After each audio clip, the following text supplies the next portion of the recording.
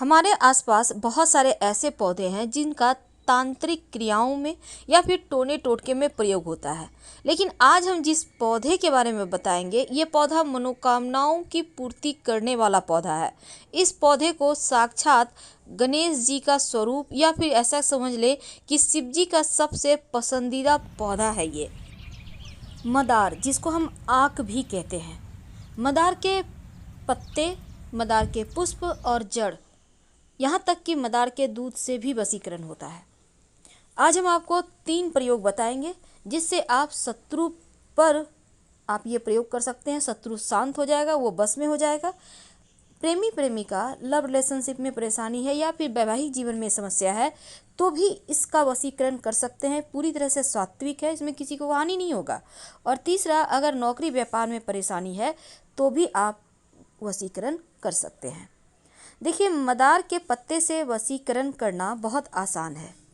सामान्यतः आप ये कह सकते हैं आक का पौधा आपको हर जगह मिल जाएगा, लेकिन जो सफ़ेद वाला आक का पौधा है जिसको मदार कहते हैं, ये सबसे ज़्यादा इसका ही असर होता है जब आप किसी तरह का कोई टोना टोटका प्रयोग करते हैं।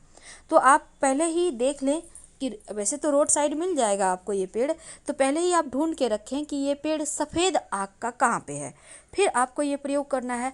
और जब भी आप प्रयोग करें तो पहले जाकर निमंत्रण दे आए आक के पौधे के पास। कैसे देंगे? आप एक सुपारी, एक सिक्का और थोड़ा सा जल लेकर जाएं, किसी बोतल में भी ले जा सकते हैं, और पेड़ के पास जल अर्पित करें जड़ में, और फिर यहाँ पर सुपारी और जो सिक्का है उसको रख दें और उनसे बोलें, अपना परिचय दें, आप कौन हैं, आपके पिता का नाम क्या है, आप किस प्रयोजन से उनके पास आए हैं, और फिर उनको प्रणाम करके आप घर आ जाइए और अगले दिन आप प्रयोग करें। इस बात का ध्यान रखिएगा। तो चलिए देखिए, अब हम एक छोटा सा प्रयोग आपको बताएंगे। कई बार क्या होता है ना, आंकड़े या मदार का जो प्रयोग है कई प्रकार की तांत्रिक क्रियाओं के लिए किया जाता है। तो आज हम बहुत तरह के प्रयोग होते हैं, पर हम आपको कोई बड़ा वाला तांत्रिक प्रयोग नहीं बताएंगे। हम पहले ही क्लियर कर दें, वो जो होता है मारन वाला, वो सब नहीं बताएंगे। सिंपल तरीके से आप शत्रुओं को शांत करें, आप प्रेमी प्रेमिका एक दूसरे के करीब आएँ, बस यही बताएंगे। तो चलिए हम जानते हैं, एक बात जान लें कि जिस घर में, घर के बाहर, बाउंड्री वॉल के बाहर मदार का आक का पौधा होता है, उस घर में कभी भी किसी की नज़र दोष नहीं लगती, नकारात्मक शक्तियाँ प्रवेश नहीं करती। अगर आपके घर के सामने मदार का पौधा है तो आप बहुत भाग्यवान हैं। अब जरूरी नहीं है कि गेट के ठीक सामने हो, आपके बाउंड्री वॉल के आसपास भी हो सकता है।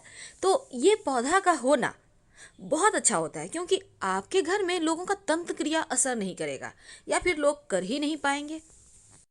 लेकिन सवाल ये भी है कि कहाँ पे लगाएं, किधर लगाएं। तो देखिए, उसके भी वास्तु में नियम है। आक का पौधा जो होता है ना, वो भले ही तंत्र क्रियाओं के लिए भी यूज होता है और उसको नष्ट भी करता है, और इसके दूध से भी वशीकरण होता है, इसके पत्ते का भी प्रयोग होता है। तो चलिए आज हम बहुत सारी बातें करेंगे, लेकिन एक बात खास, मदार का पौधा जब भी लगाएं, घर के मुख्य दरवाजे के बाहर दाहिने तरफ। एक और बात, जब भी आप कोई टोना टोटका करते हैं तो शनिवार को ज़्यादा अच्छा रहेगा करना।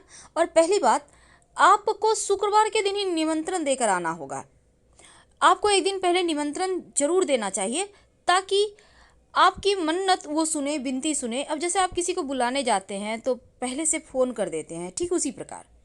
तो सवाल ये है कि आप उनको निमंत्रण कैसे देंगे। देखिए, एक दिन पहले आप जाइएगा, 1 लोटा जल, एक सुपारी, एक सिक्का लेकर जल अर्पित कर दें पेड़ की जड़ में। और कभी भी कर सकते हैं, सुबह से शाम तक, जरूरी नहीं है कि भूखे रहना, आप खा पी के भी कर सकते हैं। उसके बाद सिक्का और सुपारी उनके पास रख दें, जड़ के पास, और उनसे हाथ जोड़कर प्रार्थना करें, अपना परिचय दें, आप कौन हैं, आप किनके बच्चे हैं, क्यों आए हैं, और उनसे कहिए कि के साथ। तो सबसे पहले तो आप पहले से निमंत्रण दे के रखिए मदार के पेड़ को, आक के पौधे को। अब इसके बाद आप अगले दिन जाइए और जाकर आपको मदार का सिर्फ पुष्प नहीं तोड़ना, बल्कि जो पुष्प है और उसके साथ जो पत्ते हैं, नए नए जब पुष्प निकलते हैं तो पत्ते उसके साथ बहुत अच्छे से टच किए हुए होते हैं। तो आपको, या बड़े भी खिले हुए पुष्प हैं तो कोई बात नहीं, बस ये कोशिश करना है कि पत्ते भी आपको लेकर आना है। अब इसको लाकर आप, पत्ते और पुष्प लगा हुआ ही रहे, टूटे, उसको तोड़ना नहीं है। अब लाकर हनुमान जी के मंदिर में जाइए। अब हनुमान जी के जो चरणों में सिंदूर होता है, आप उसको थोड़ा सा उंगली से लें और लेकर अपने और उस व्यक्ति का नाम लिखें जिसके साथ आपको रिश्ते बेहतर करने हैं। यानी आप लव का भी नाम लिख सकते हैं यहाँ पर और जीवन साथी का भी नाम लिख सकते हैं। जिसको भी बस में करना चाहते हैं उसका नाम लिखिए हनुमान जी के चरणों के सिंदूर से।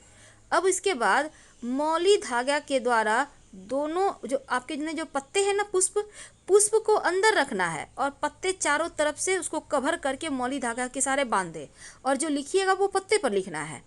वशीकरण हो जाता है और ये प्रचंड वशीकरण है। इसको करने के बाद आप कहीं मिट्टी में दबा दें, पीछे मुड़कर मत देखिएगा, कभी भी खाली नहीं जाएगा। अब हम आपको एक छोटा सा प्रयोग बताएंगे। जब शत्रु विरोधी ज़्यादा परेशान करे, जब आपको लगे कि यहाँ से बाहर नहीं निकल पा रहे, शत्रु बहुत परेशान कर रहे हैं, तब एक छोटा सा काम कीजिए। आपको यहाँ भी निमंत्रण देना है पहले से, इस बात का याद रखिएगा।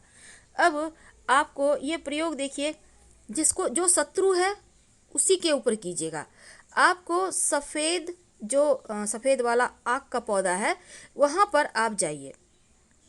अब पत्ते तोड़िए पौधे के और पत्ते से जो दूध निकलता है उस दूध से आक के पत्ते पर शत्रु का नाम लिखिए। यानी कि आक के पत्ते पर, मदार के पत्ते पर ही मदार के दूध से शत्रु का नाम लिखें और फिर इस पत्ते को वहीं पर ज़मीन के अंदर पेड़ के पास ही गड्ढा करके दबा दें और मिट्टी ढक दें।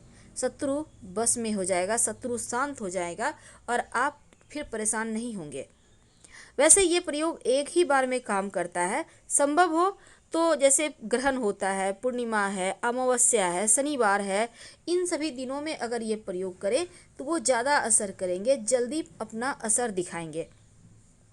ज्योतिष के अंदर यहाँ तक माना जाता है कि अगर आप मदार की जड़ को ताबीज के अंदर रखकर, यानी सफ़ेद मदार की जड़ ताबीज के अंदर रखकर काले धागे में बांधकर गले में या बाह में धारण करें तो आप पर कोई कितना बड़ा भी तांत्रिक प्रयोग किया होगा वो समाप्त हो जाएगा।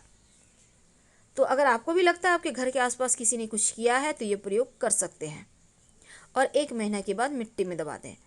तो चलिए सबसे अंत में एक खास उपाय। कई बार क्या होता है, आपके ऑफिस में, आपके व्यवसाय स्थल पर लोग बहुत परेशान करते हैं, कई बार घर में भी लोग परेशान करते हैं। तो ऐसे में एक छोटा सा काम कीजिए। आक के मदार के पत्ते से भी वशीकरण होता है, लोग परेशान नहीं करेंगे। तो आपको मदार के पेड़ की जड़ किसी भी शनिवार के दिन थोड़ा सा तोड़ कर ले आइए, लेकिन पहले शुक्रवार की शाम निमंत्रण दे आइएगा। और इसके साथ ही एक पत्ता भी तोड़ कर ले आइए, आक का जड़ थोड़ा सा और एक पत्ता।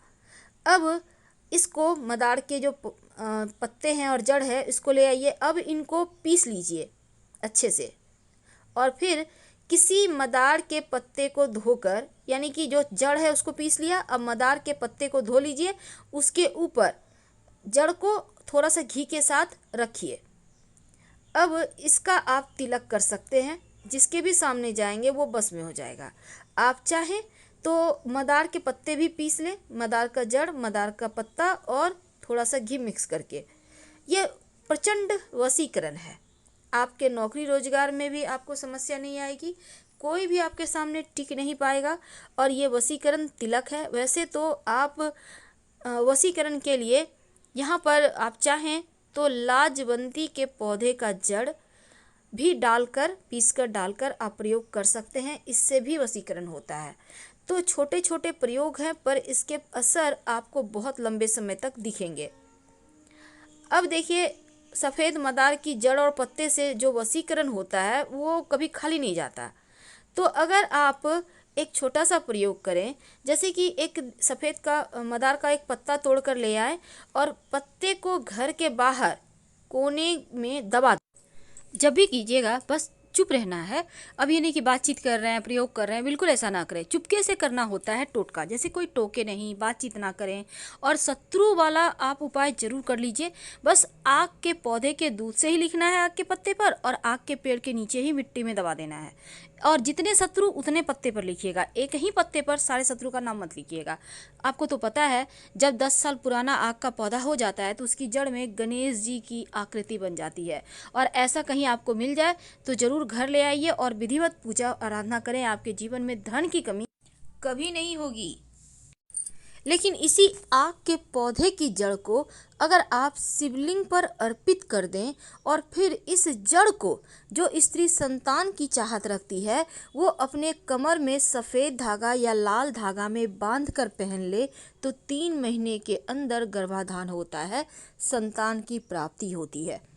तो ये प्रयोग वैसे तो आप किसी भी पुष्य नक्षत्र में कर सकते हैं, नहीं तो किसी भी सोमवार को शुक्ल पक्ष की